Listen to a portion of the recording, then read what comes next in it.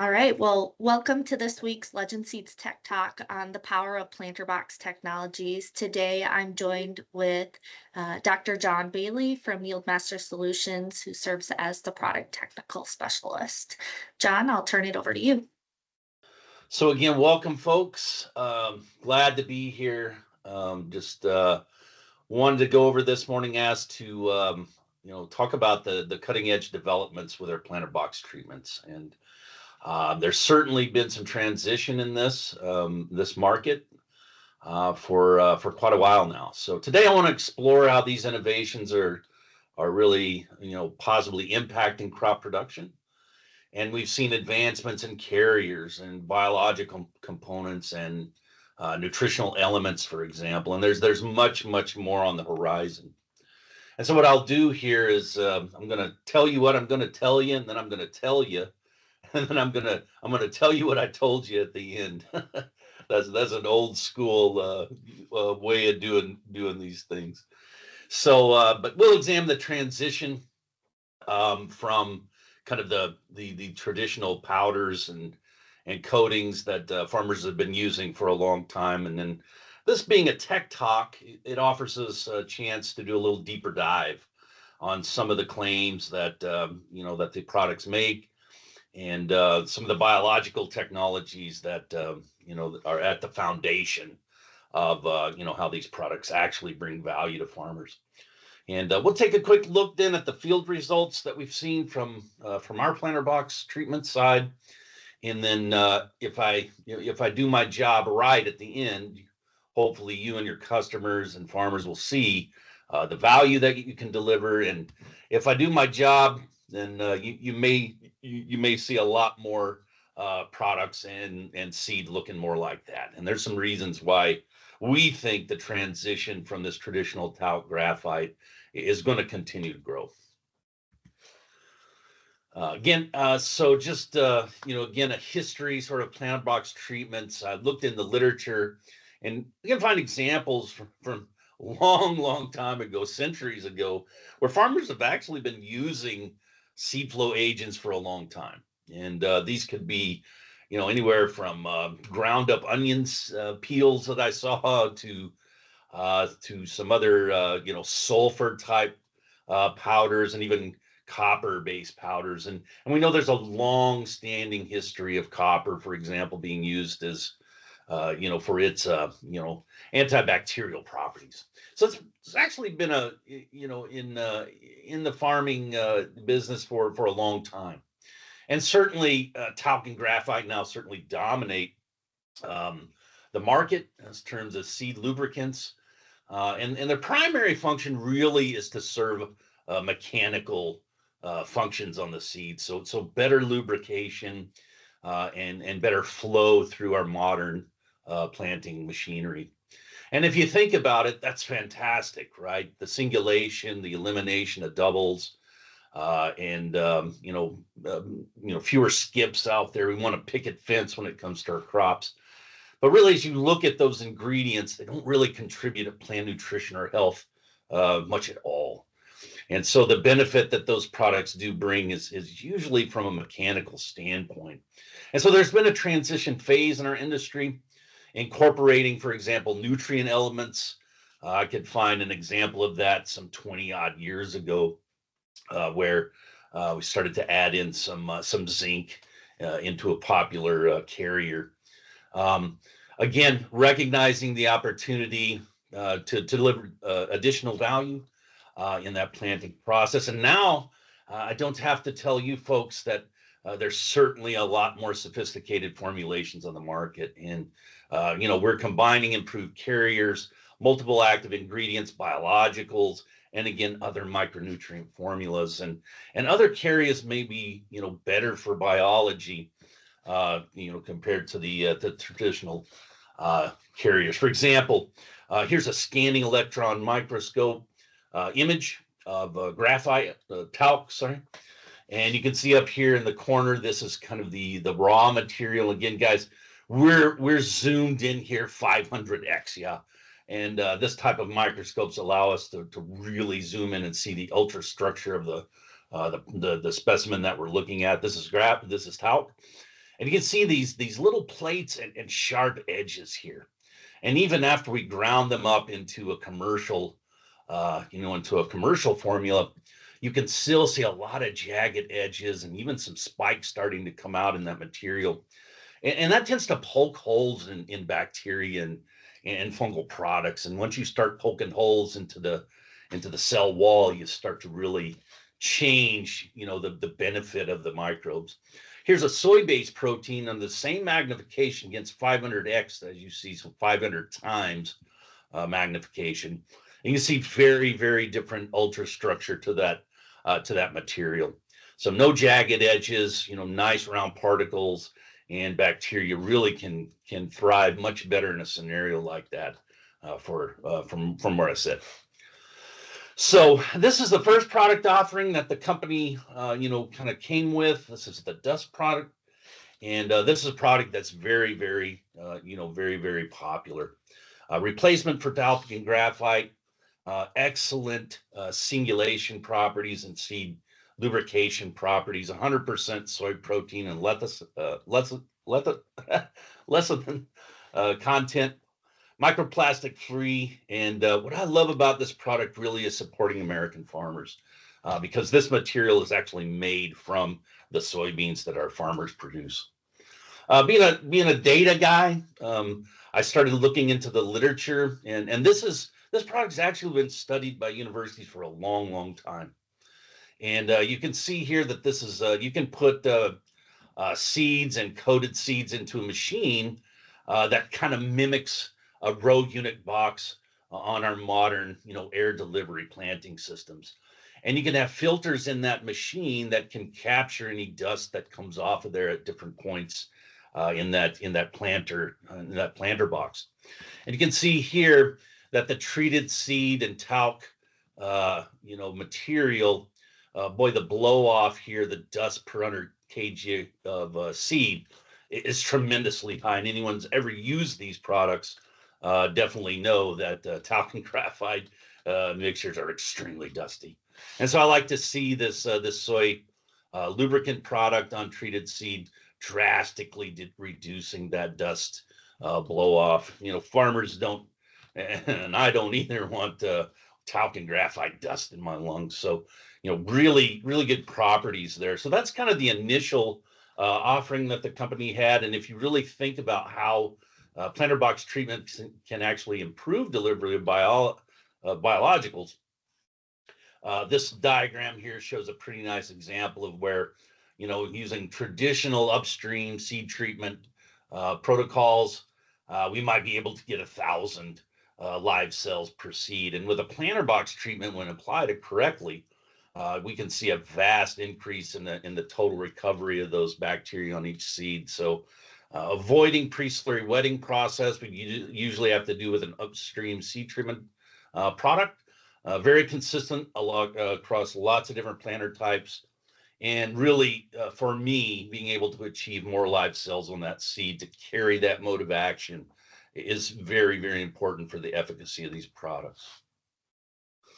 So again, the way we're sort of looking at these planter box treatments and moving into the future innovation, we're trying to move from the inert ingredients to the active ingredient side of things. Again, we want to transform those planter box treatments from kind of these simple lubrication aids into much more sophisticated products that bring much better plant health and plant development. Because our company is focused on ROI, and we are able to pick and choose what types of technology from our innovation partners to actually apply in these.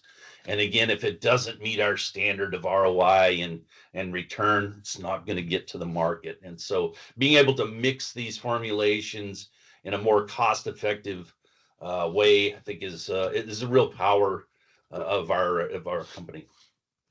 Multi-purpose formulation. Again, this is my interest, picking which technology to add. And so our approach is to seek out those components and balance that traditional fluency and benefiting the biologicals that we're putting in there. This ensures, again, seed flow smoothly through plant equipment. That's the whole basis of the purpose of using them.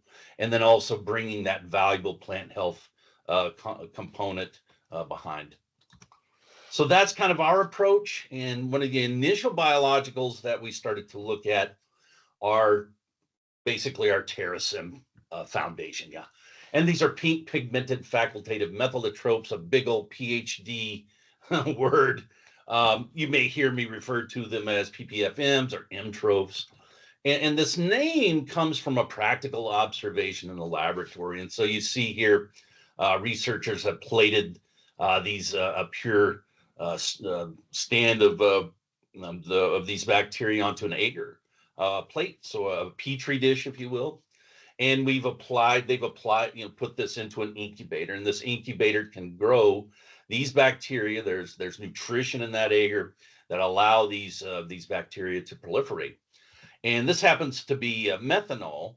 And so methanol is a single carbon alcohol unit. And these bacteria are very, very unique in that they can utilize that methanol as an energy source. And you can see as they grow, their colonies form very distinct units. And one of those distinctions is their color. So they're actually, as you can see, pink. So that's where the name comes from, pink pigmented facultative, because of their ability to work in a very variation of oxygen situations. And then methylotropes, because they can use this methanol as an energy form. So that's a lot of interesting PhD stuff, but how does it actually work? And so as we looked at the data from these various field trials over the course of the initial development process, we can take samples from the field and put them through a high resolution scanner, and then subject them to software that can analyze the architecture of these root systems. So here's an example of bacteria, again, still the TerraSym bacteria, the pink pigmented bacteria. But these different bacteria can have different effects on different crops. And so during the developmental process, they found these particular bacterial strains had differential effects on different crops. So here's soybeans, and they found that 401, which is again a different bacteria than the 450, had differential effects on the architecture of the plant. But the effect overall was generally the same, right? So an increase in the total root area and an increase in the rooting depth when we looked at the soybeans up here. And then for the corn, as they looked at across all of those locations and all those different scans, they were able to see an average of about a 6.2 increase, again, in root area, increase in rooting depth, and nodal root lead. So what these bacteria are doing is they're changing the architecture of the root system, among other things. Well, it turns out other research done quite a while ago have implicated the impact that bacteria have on not only the large frame architecture that we saw in the previous slide, but also the fine root hair development. So this particular paper here looked at sterilized growing environment with no bacteria, no fungal components, and you can see a general lack of development of those fine root hairs. When you incubate these test plants with an assemblage of bacteria, you can see that the fine root hair starts to develop better. And so bacteria being implicated in the developmental process of fine root hairs as well. And here's a paper that looked at different types of bacteria, Pseudomonas, bacilli, and different combinations. You can see that different combinations have differential effects on the development of those fine root hairs.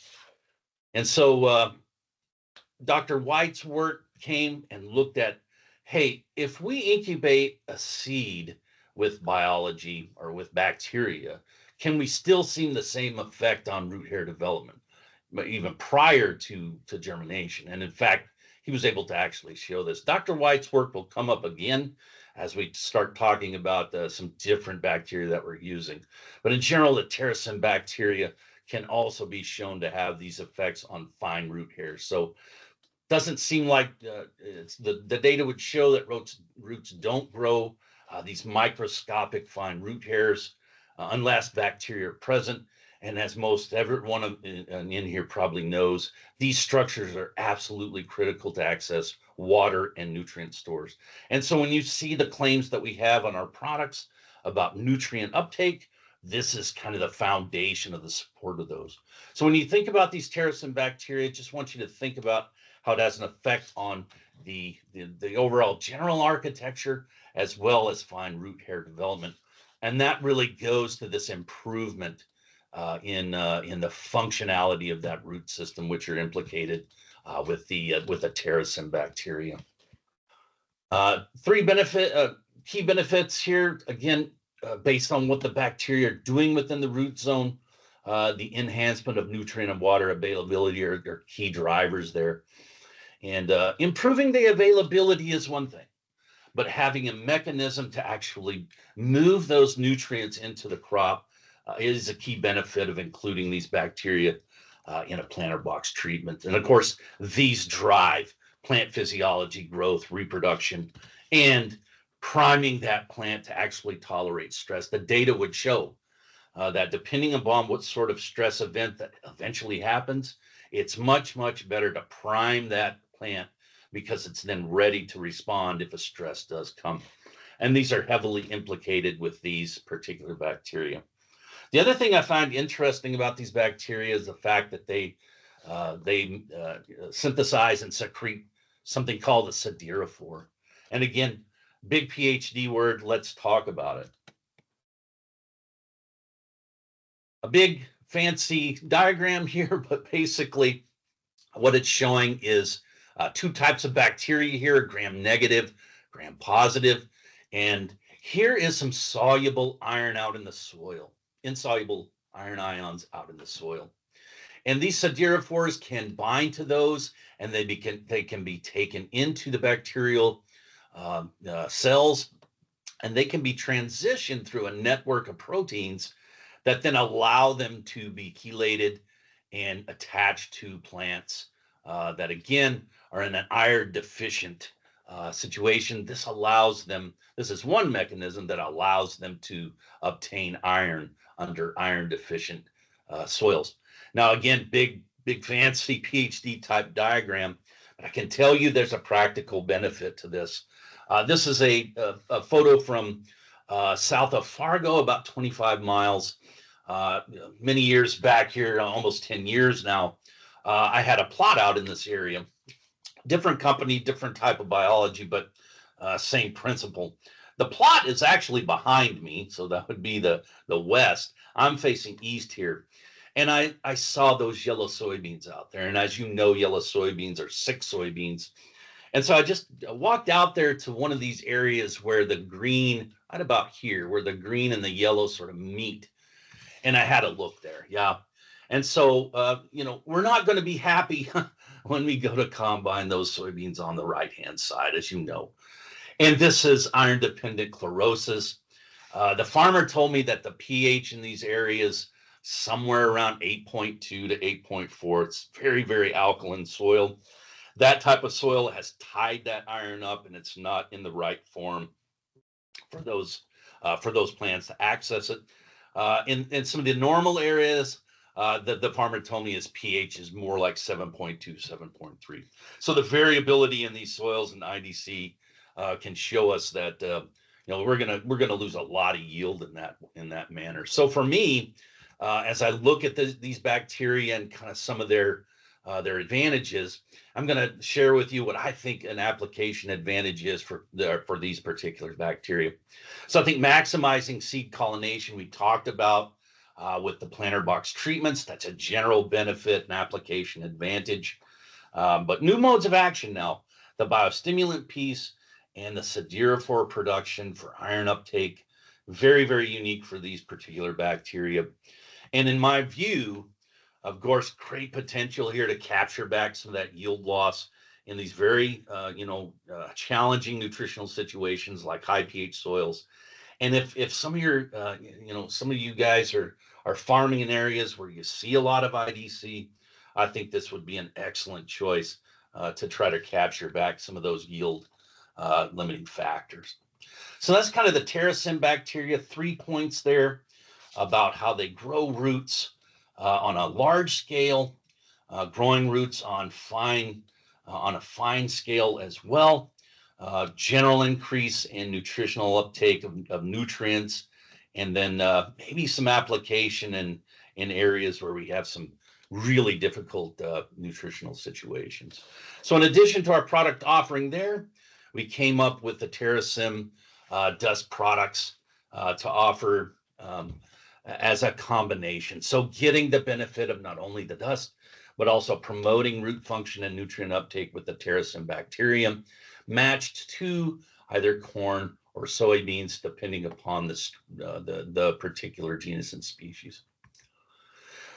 So as we look to the benefits of these planter box, the transition and moving toward just fluidency agents and lubrication agents to actually bringing something valuable to the plant in terms of nutritional benefits and overall plant health.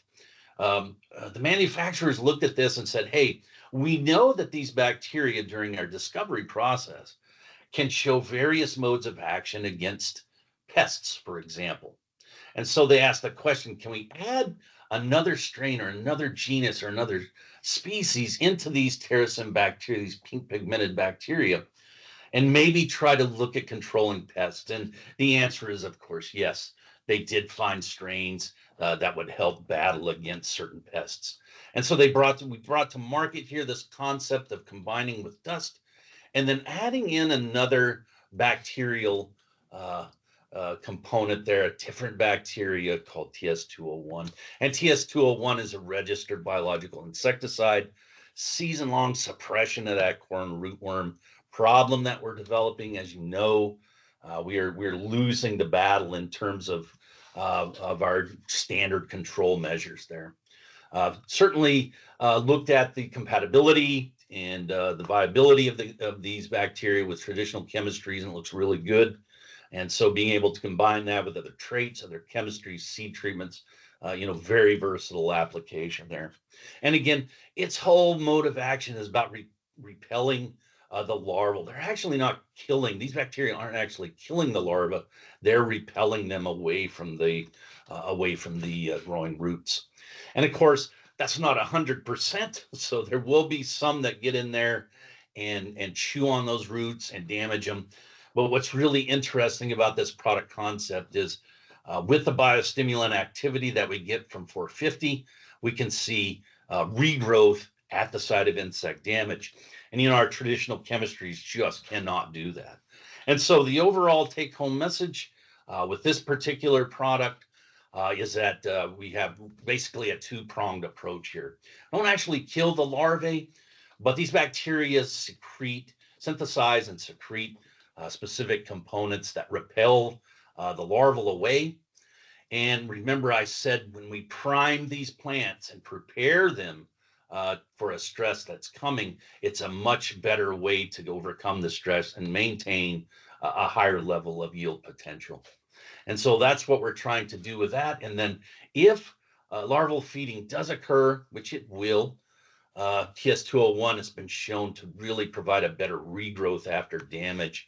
And here's some data that we see here. They're taking roots here and looking at different areas from the country, different plots, and they're calculating kind of what the individual regrowth is. And so for control plants, this is a representative picture to show. Here's the obvious pruning away from the corn rootworm, and you can see some pruning in here, but you can see some regrowth after this pruning. And again, this TerraSym 201 product in combination with the TerraSym 450 seems to provide a much better way to maybe combat corn rootworm. So in situations where roots are fully pruned by larval feeding, the TS201 here showed a much better regrowth at the site of that damage. So here's the product lineup as it stood a couple years ago.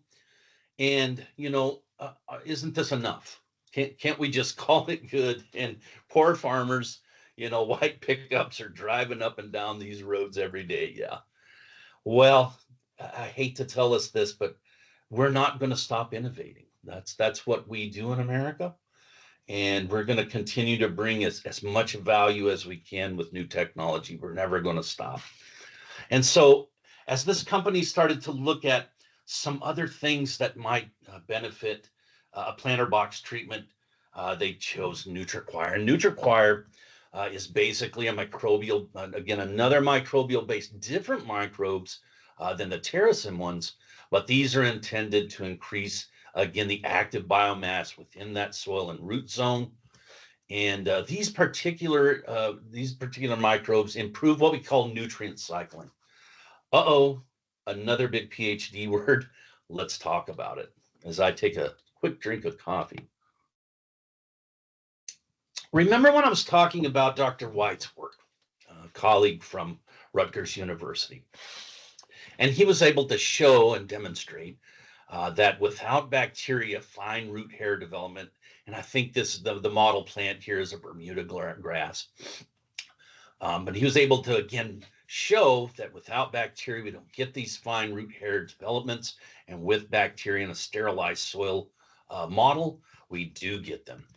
Well, it turns out, as he continued his work and as others continued the work, the concept of the rhizophagy cycle began to gain prominence. And so rhizophagy literally means root eating. So rhizo, Latin derivative for root, and then phagy, Latin derivative for eating. And so their hypothesis moving forward was maybe roots are actually eating the bacteria, but they ran into a problem thinking, okay, but what happens to the bacteria? If you eat the bacteria, they're dead, right? And so as they started to investigate this process, and this is what we call immunohistochemistry in the background, and you can see these brown and reddish dots here. These are areas where we see a high concentration of peroxide, actually. And that's one of the defense mechanisms that roots have when it comes to battling negative or not beneficial bacteria, fungi, coming into their roots. But these particular bacteria have developed a way to sort of get around that system. And the rhizophagy cycle basically starts and says there are certain microbes that can enter the root zone at the very tips where we have the apical meristem that's growing, the active growing area. And they can enter in those areas. And remember that bacteria out in the soil in the rhizosphere, they're like anything else out there. They've got to have nitrogen. They've got to have phosphorus. They've got to have all those nutrients. And so they have mechanisms to take nutrients up themselves. And the rhizophagy cycle shows us that, these microbes can enter there and then has a process by which the plant can actually strip away the exterior cell wall and allow those nutrients to actually come into the plant and be utilized. And here they hypothesized, and the data showed that the bacteria can be expelled. And again, we think it's at the very tip of these long root hairs. You can see those bacteria in there, and they're coming in, they're reforming their cell walls, and they're going back out and they're absorbing nutrients again. So this rhizophagy effect are in particular bacteria that are actually in this NutriQuire product. And so when we say nutrient cycling, that's really the basis of that process, or this rhizophagy cycle. So key benefits of these particular bacteria, again, maximizing nutritional efficiency. One of those mechanisms is this nutrient cycling, very likely through the rhizophagy cycle. And again, better plant nutrition, better efficiency with nutrients absolutely drives the physiological processes that end up creating yield and quality in our grain. Longer shelf life, I really like that about this product. There's about a 2-year shelf life here. And again, where do I see the application advantage of these products? Again, maximizing seed colonization. And now we have 2 bacterial systems, the Terrasym and the NutriQuire bacteria, that are working together as multi-modes of action to include not only biostimulation and siderophore production from the Terracin bacteria, but now we bring in bacteria that are specialized in nutrient recycling within that rhizosphere. And again, I see a great potential for these, especially in areas where we know we have heavy stress pressure or, again, nutrient tie-up. So a great idea, mix these technologies, provide multi-modes of action to combat multiple sources of yield loss. And here is our existing platform today. So the NutriQuire Terracin 450 does product for corn. NutriFire Terracin does product for soybeans. And now to this year, we've also developed this into products for cotton and peanuts, again, matching the particular Terracin bacteria for each one of these crops. There's one other product in our portfolio I wanted to discuss called OmniSync. And again, this is specialized for small grains. And again, not definitely not definitely last but not least, I should say. This is probably one of my favorite concepts in our portfolio. And the reason I really like this is that OmniSync blends both bacteria and fungi, and also adds some micronutrients in there. And it turns out that this combination we can show, and many researchers across the world are studying these bacterial and fungal communities. And the fungal community is really called a mycelium. Another PhD word. Let's talk about it. But these are fungal networks. Okay, so these fungal networks grow, and if you have gardens, which a lot of us do, sometimes go out and look, and pull some roots out of your garden, have a look, and you may see something like this, and that's a mycelium. And those mycelium, and each one of those individual strands, you may hear me talk about a hyphae. And so these are the growing, sort of long elongation tails of a particular fungi growing in the soil. Here's another, beautiful diagram, well done diagram, showing these relationships. And so you can see a root here growing from this corn plant, and you can see this fungal spore growing out, at a rather far distance away from, relatively speaking, from the root. And the rhizosphere is really this soil that's very, very close to this root, about 1 millimeter away.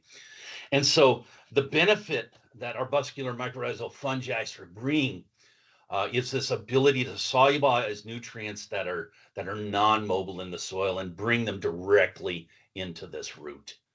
And it turns out that as we learn more and more about these fungal communities, bacteria can actually utilize these hyphal connections in the mycelium to actually travel. And a lot of soil bacteria are not very mobile in the soil. And it turns out that there are ways in which we're starting to understand that bacteria have developed to actually catch a ride and hitch a ride on this highway, from the mycelium directly into the root. And one such example of this comes from a research group out of Germany, and this is called the Helmholtz Institute. And so they've been able to utilize sophisticated microscopy. So what you're looking at is a petri dish that's a co-formulation as an experimental test to look at this exact phenomenon. The video shows that these particular bacteria are utilizing this fungal network to move products into and move their metabolic products directly into the cell, and they're using these fungal hyphae as there it goes. And so you can see these fungal networks, the hyphae, and you can see the bacteria sort of moving up and down the external, sort of using these hyphae as highways directly into that eventual root of that plant. So this is becoming a really, really interesting product for me to think about in terms of, it's kind of maybe a little bit ahead of its time. And that's really, really cool to see that. So nice little movie there, very interesting product. So I really like this idea combining beneficial bacteria and fungi. And again, 3 points about OmniSync, the technological aspects, the key benefits we see there. Again, arbuscular mycorrhizal fungi perhaps bring their biggest effect on moving immoral nutrients like phosphorus into that plant. Very, very important aspect of the natural soil ecosystem. And you also see here a claim about nitrogen. Now, why would we do that? Well, it turns out when you look at the label on here, you're going to see some bacteria that are nitrogen fixers. So we've been able to actually combine nitrogen fixers, Azospirillum, Azobacter, Rhodosudomonas, that's also a nitrogen fixer. Very nice, very nice technological package there to provide, much better support for those two nutrients. And again, you see a nice micronutrient package here. And again, sure, some of these you're looking at and you go, well, how is that going to benefit the plant? Remember, these micronutrients can also be used by the biology that we're putting on that seed. And so this is a really nice balanced micronutrient package to really boost the whole microcosm within that root zone. And feeding these bacteria and these fungi are also super important. Again, driving physiological growth, systems growth, reproduction to capture this higher yield potential. Again, a product that is primarily for small grains. So the application advantage, again, the maximizing seed colonization that comes with the planter box approach. But now we're putting in synergistic microbes, not only bacteria, but we're also bringing some fungi, beneficial fungi in there as well. And so multiple modes of action, biostimulant, nitrogen fixation, and improved phosphorus availability and delivery directly into the roots with a nice micronutrient package. And again, really where I see a good fit, great potential here for much better production in soils that have very challenging fertility issues. Again, this is a review here of the products that I went over and kind of where they fit. We talked about dust, a general entry point into a much better carrier, we think, as a base planter box treatment. The NutriQuire TerraSym Dust portfolio that we've transitioned to with NutriQuire. Again, this year coming in with cotton, peanuts, addition, and then OmniSync, TerraSym here for corn rootworm, and then our OmniSync for small grains.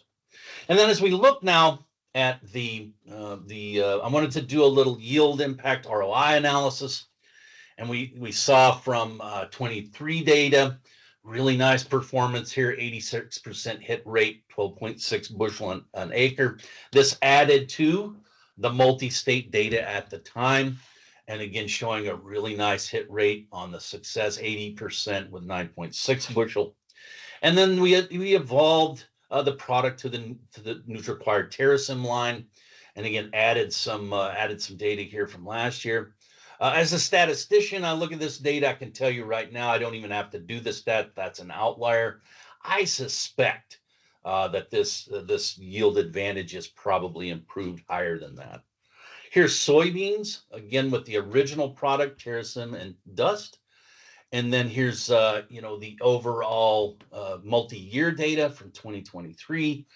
And then we transition in the NutriQuire TerraSym Dust product and saw some really decent activity there. As you know, last year, soybean production always depends upon those rains in August. In some areas we definitely hit. I suspect as we move forward with more and more testing every single year, we'll start to see these hit rates improve and probably see a much better improved ability to bring more yield. Here's the TerraSym corn rootworm original data that we did 2023. This is expanded now into 2024 data. And again, showing some variability. Of course, corn rootworm is sort of like nematode work, is quite variable field to field to field. But really nice as a first year test for us there. And we're going to continue testing these every single year.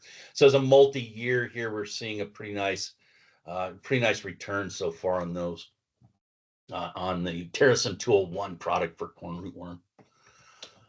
So as we think about these data, and I'm a data science guy, so I tried to go and look for as much information as I could on not only our data, but there's also data out there from others.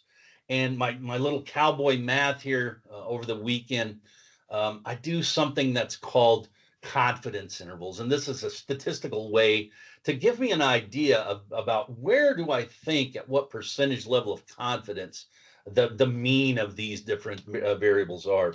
So when I include all of the planter box treatments, looking at corn, I'm 95% sure that mean is going to fall between 6 and 15 bushel an acre.